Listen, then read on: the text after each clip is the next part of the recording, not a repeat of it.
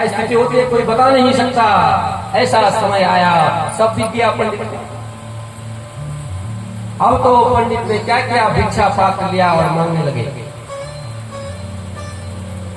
अब जिनके पास धन है वो लोग कहते जब इसके पास था इसने कुछ नहीं दिया, और आज भिक्षा मांग रहा है, धक्का देते हैं लोग। एक ने उसको नीचे गिराया और उस पर लघु शंका कर दी, वो कुछ नहीं बोला। उसमें धैर्य है, केवल एक ही गुण है उसमें, धैर्य। एक ने जो है उसमें थूक दिया, गिरा हुआ है, फिर भी वो कुछ नहीं बोला। महाराज अब तो जो वो लोग थे उन्होंने कहा ये कोई साधारण नहीं है, इतना धैर्य, इतना कुछ करने के बाद भी इसने कुछ नहीं कहा। वो चरणों में गिर गए, पंडित जी हमको क्षमा कर दो, आप में इतना धैर्य है, हमें क्षमा कर दो, हमसे भूल हो गई। उन्होंने कहा हमसे कोई, आपसे कोई भूल नहीं हुई, मैं इस दुख का कारण तुम्हें नहीं मानता। नायम जनों में सुख दुख हेतु, तुम संसार के लोग मेरे सुख दुख का हेतु नहीं है, और ना मैं ग्रहों को मानता हूं। कुंडली निकालने के लिए, कुंडली निकालने के लिए लाइन लगी रहती है। ये भिक्षुक गीत में भिक्षु कह रहा है कि मुझे जो है ग्रहों से भी, ग्रह मुझे सुख दुख नहीं,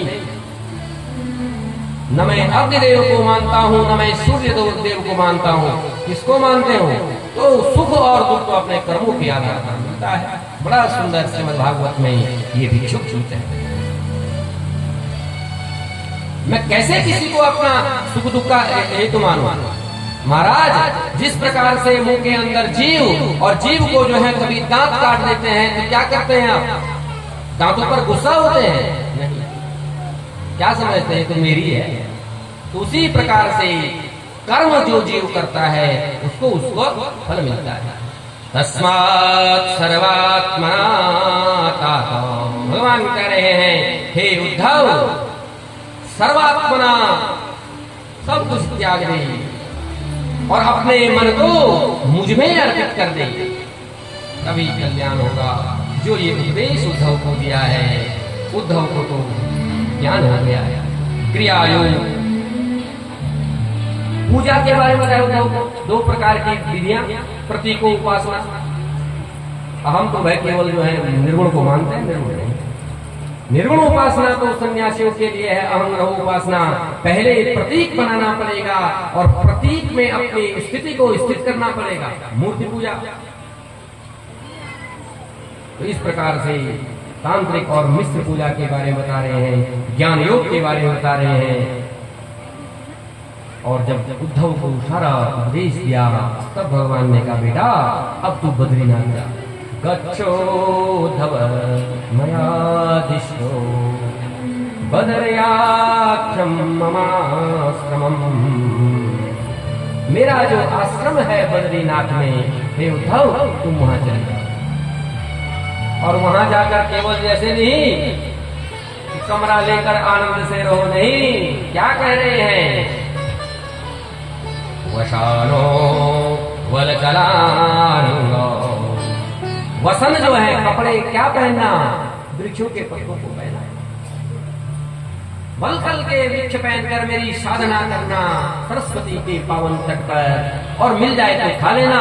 नहीं, इस प्रकार से वन्य भुक होकर जंगल में जो प्राप्त होता है उसी से उद्धार हो जाएगा।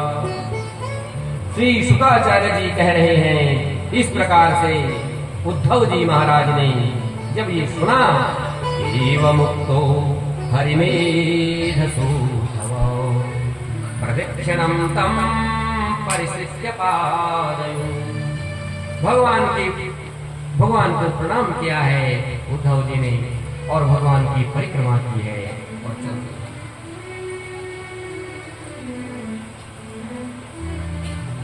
ब्राह्मणों का साप यदुवंशियों पर लगा।